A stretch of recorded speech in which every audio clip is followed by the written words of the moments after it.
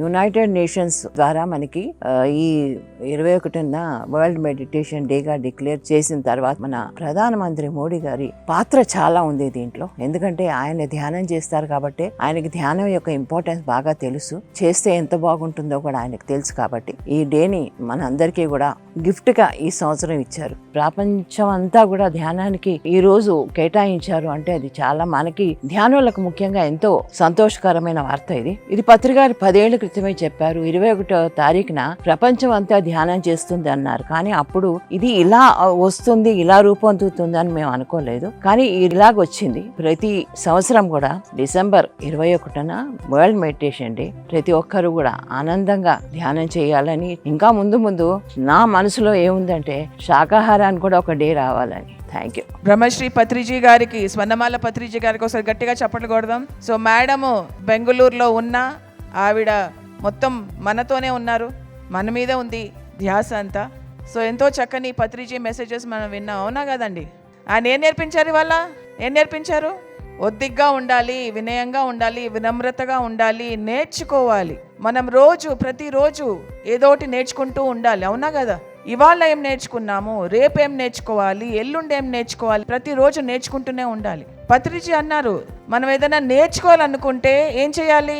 అది ప్రాక్టీస్ చేయాలి, అది సాధన చేయాలి. ఆయన ఒక ఎగ్జాంపుల్ కూడా ఇచ్చారు. మీకు ఒకవేళ క్రికెట్ నేర్చుకోవాలనుకోండి, క్రికెట్ ఎవరన్నా సచిన్ టెండూల్కర్ ఆడడం చూశారు, అప్పుడు మనకి ఏమనిపిస్తుంది? క్రికెట్ నేర్చుకోవాలా అనిపిస్తుంది. క్రికెట్ నేర్చుకోవాలన్నప్పుడు ఏం చేస్తాము? క్రికెట్ అకాడమీలో జాయిన్ అవుతాము. క్రికెట్ ఎలా ఆడాలో, బ్యాట్ బాల్ ఎలా కొట్టాలో, ఎలా చేయాలో ప్రాక్టీస్ చేస్తాం. చేస్తూ మనం సచిన్ టెండూల్కర్ అయిపోతాం. అలాగే మనం ఏం నేర్చుకోవాలనుకుంటున్నామో ఫస్ట్ మనం డిసైడ్ చేసుకోవాలి. డిసైడ్ చేసుకున్న తర్వాత అది ప్రాక్టీస్ చేయడం మొదలు పెట్టాలి. ప్రాక్టీస్ చేస్తే మనం ఏదైతే ఉత్తీర్ణత పొందాలనుకుంటున్నామో అది మనం పొందేస్తాం. ఫస్ట్ మనం డిసైడ్ చేసుకోవాలి, నేను ఏం నేర్చుకోవాలనుకుంటున్నాను, నాకు ఏం కావాలి అని ఫస్ట్ డిసైడ్ చేసుకోండి. చేసుకున్న తర్వాత దాన్ని సాధన చెయ్యండి, దాన్ని ప్రాక్టీస్లో పెట్టండి. అడపా ప్రాక్టీస్ కాదు, శ్రద్ధగా మొత్తం మనస వాచ కర్మణ మొత్తం దాని మీద పెట్టి మనం అది నేర్చుకోవాలి. దాని మీద మొత్తం సాధన అంతా పెట్టుకుంటే మనం అది సాధించి తీరుతాం. సాధించలేదంటూ ఏది లేదు మనకి. కానీ అది సాధిస్తూ మనం ఒద్దికగా ఉండడం కూడా నేర్చుకోవాలి, అణుకువగా ఉండడం కూడా నేర్చుకోవాలి. ఓహో నేనేదో సాధించేశానని కూడా మనం విర్రవీగకూడదు, అహంకారంతో ఉండకూడదు. ప్రతి ఒక్క మనిషి దగ్గర నుంచి నేర్చుకుంటూ ఉందాము, ప్రతి ఒక్క సిచ్యువేషన్, ప్రతి ఒక్క పరిస్థితి నుంచి నేర్చుకుంటూ ఉందాము. పత్రిజీ అన్నారు, నో కంప్లైంట్స్ నో జడ్జ్మెంట్స్ అన్నారు. కంప్లైంట్ చేయకూడదు, జడ్జ్మెంట్ చేయకూడదు. అది ప్రాక్టీస్ చేస్తూ ఉండాలి. ఎప్పుడైతే మిమ్మల్ని మీరు పట్టుకుంటారో కంప్లైంట్ చేస్తూ, జడ్జ్మెంట్ చేస్తూ, మిమ్మల్ని మీరు అప్పుడే సర్దిద్దుకోండి. అది సాధన అంటే, అది ప్రాక్టీస్ అంటే. ధ్యానంని, సంగీతాన్ని, ప్రతి ఒక్క విషయాన్ని మనము ప్రాక్టీస్ చేద్దాం my dear friends. So thank you so much. నిన్న ఈవినింగ్ ఒక గురుగారు, మన హిమాలయ నుంచి గురుగారు చెప్పారు ఒక సిద్ధాంతాలు ఆయన గురించి చెప్పినప్పుడు అప్పుడు అనిపించింది అన్నమాట, ఓహో అలాంటి సిద్ధాంతాల నుంచి సింపుల్గా శ్వాస మీద ధ్యాసాన్ని అందరికి ఫ్యామిలీలో ప్రతి ఇంటింటికి అందేలాగా చేసిన గొప్ప గురువు. ఆయన చూసినప్పుడే గురువుగారు నాకు కళ్ళలో తిరిగే, ఓహో ఈ సిద్ధాంతాలు, ఈ రూల్స్లన్నింటి నుంచి ఒక సింపుల్గా బ్రేక్ చేసి సింపుల్గా కూడా నువ్వు జీవనం బతకొచ్చు అనే సత్యాన్ని, ధ్యానం కూడా చేయవచ్చు అనే సత్యాన్ని అందించి నిన్న ఈవినింగ్ ఆ గురువుగారు చూసిన తర్వాత గురువుగారికి ఇంకా విషయం నాకు ఆత్మల అనుభవం ఇంకా ఎక్కువ అనిపించింది. థ్యాంక్ యూ ఆత్మ బంధువులందరికీ. అంటే ఇంత ముందు కంటే కూడా ఈ ప్రాంగణంలో అద్భుతంగా తీర్చిదిద్ది ఇంత క్రమశిక్షణగా ఇవన్నీ నడుపుతున్న యాజమాన్యానికి అందరికీ పత్రిజీ గారు వెళ్ళిన తర్వాత మన విజయభాస్కర్ రెడ్డి గారికి ఈ పట్టాలు అందించి అంటారే గుర్రం దోలేటప్పుడు పగ్గాలు కొంచెం అందించాలి, ఒకళ్ళకి ఎవరికన్నా అందిస్తే కానీ కరెక్ట్గా గుర్రాలన్నీ వెళ్తాయి అన్నమాట. అందుకని అలాంటి ఒక మంచి అద్భుతమైన పగ్గాలు అందించిన విజయభాస్కర్ రెడ్డికి, ఎందుకంటే చూస్తాను తెలుస్తుంది సార్, అలా అంటే టోటల్గా మేమంతా అదంతా అబ్జర్వేషన్ చేసాము. గురువుగారు ఉన్నప్పుడు కంటే అది ఏమీ ఒక ఇంచు కూడా తగ్గకుండా 1 ఇంచు 4 ఇంచులు 100% ఎక్కువగానే వెళ్తూ గురువుగారు లేరు అనే భావన లేకుండా సత్యాన్ని ఈ ప్రపంచానికి అందించడానికి కోసం ఎంతో అద్భుతంగా క్రమశిక్షణ తోటి ఏర్పాట్లన్నీ చేసిన యాజమాన్యానికి, ఈ అందించిన దాతలకి, ఇక్కడికి వచ్చిన ఆత్మ బంధువులందరికీ మనస్ఫూర్తిగా చెప్పుకుంటూ శ్రీ మహాగణాధిపతయే నమః. ఓం శ్రీ సరస్వత్యై నమః. ఓం శ్రీ వేద పురుషాయ నమః. ఓం श्रीगुरुभ्यो नमः हरिः ओम्।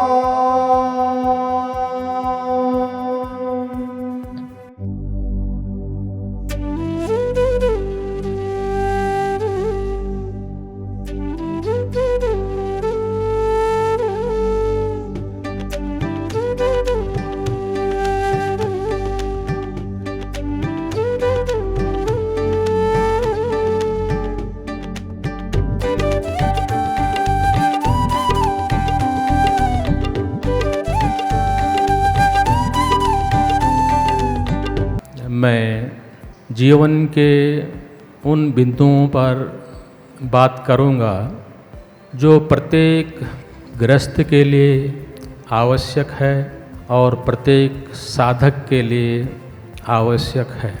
किसी भी मनुष्य का जब जन्म होता है तो एक ही प्रकार से होता है और जन्म लेते ही प्रत्येक मनुष्य के दो प्रकार के संबंध बनते हैं। एक संबंध होता है स्थूल और एक संबंध होता है सूक्ष्म। स्थूल संबंध का माने माता पिता, दादा दादी, नाना नानी, जो सांसारिक रिश्ते हैं वो तुरंत खबर पहुंच जाती है, भाई तुम्हारा नाती हो गया, बेटा हो गया, पोता हो गया। ठीक उसी क्षण सूक्ष्म संबंध भी हमारे बनते हैं और वो संबंध कहाँ कहाँ बनते हैं उस पर भी हमें ध्यान देना चाहिए। जैसे ही हमारा जन्म होता है और मृत्यु लोक की हवा हमारे शरीर से स्पर्श होती है तो उसी वक्त नवग्रह का प्रभाव भी हमारे जीवन पर पड़ जाता है। हम नवग्रह के अंडर में आ जाते हैं। అన్ని వృత్తులకు సంబంధించిన ప్రజలు ఆ 5 నిమిషాల నుంచి అరగంట, గంట, 2 గంటలు శ్వాస మీద ధ్యాస పెట్టి ధ్యానం చేసినట్టయితే మానసిక శాంతితో పాటు ఆరోగ్యం కూడా ఉంటుంది అని ఆయన గమనించి అది ప్రజలందరికీ అందాలని రూపాయి ఖర్చు లేకుండా కోట్ల రూపాయలు పెట్టినా రానటువంటి మానసిక శాంతిని, ఆరోగ్యాన్ని అందుకోవటానికి శ్వాస మీద ధ్యాసే కారణమని మొత్తం ప్రపంచ దేశాలకే తెలియజేసినటువంటి గొప్ప వ్యక్తి ఆయన. ఈ శ్వాస మీద ధ్యాస చేయటం ద్వారానే జీవితం చాలా సుఖమయంగా ఉంటుంది, సంతోషంగా ఉంటుందని ఆయనంతటా ఆయన గుర్తించిన తరువాతనే ప్రజలందరికీ చెప్పడం జరిగింది. అందువల్లనే నేను పత్రి గారిని చూసినప్పుడు ఆయన చాలా ఆనందంగా, సంతోషంగా, ఒక చిన్న పిల్లవాడు ఏ రకంగా సంతోషపడుతూ ఉంటాడో ఆ రకంగా సంతోషంగా కనపడేవాడు. దాన్ని బట్టి చూస్తే ఆయన చేస్తున్నటువంటి శ్వాస మీద ధ్యాస వల్ల ఆ రకమైనటువంటి పరిస్థితి వచ్చినట్టుగా గమనించడం జరిగింది. ఆలోచన విధానాన్ని ఒక వ్యక్తి ప్రజలందరి కోసం తపన పడి ఈ పిరమిడ్లు ఏర్పాటు చేసి భారతదేశంలోనే కాకుండా ప్రపంచ దేశాల్లో దీన్ని అనుసరించే విధంగా చేయటం జరిగింది.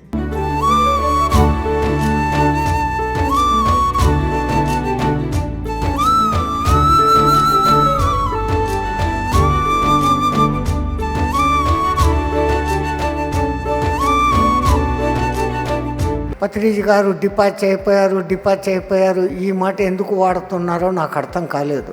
మహాత్ములకు జన్మదినం మాత్రమే ఉంటుంది, దేహం వదిలిన కాలం ఉండదు. ఒక్క రాముడు వచ్చాడు, మన మనసులో ఆత్మారాముడై కూర్చున్నాడు. పత్రిరాముడు వచ్చాడు, మన శ్వాసలో నిలబడిపోయాడు. పత్రిజీని మర్చిపోయేదానికి లేదు, ఎందుకంటే భూలోకంలో ఏ జీవి అయినా కానీ శ్వాస తీసుకోవాల్సిందే. శ్వాస ఉన్నంత వరకు పత్రి ఉంటారు. నేను అందుకే ఎక్కడ సమావేశాలు పెట్టినా, ఎంతమంది వక్తలు వచ్చి కూర్చున్నా ఒక్క కుర్చీని సపరేట్గా పెట్టమని చెప్తాను. అక్కడ పత్రి ఉన్నాడు అని.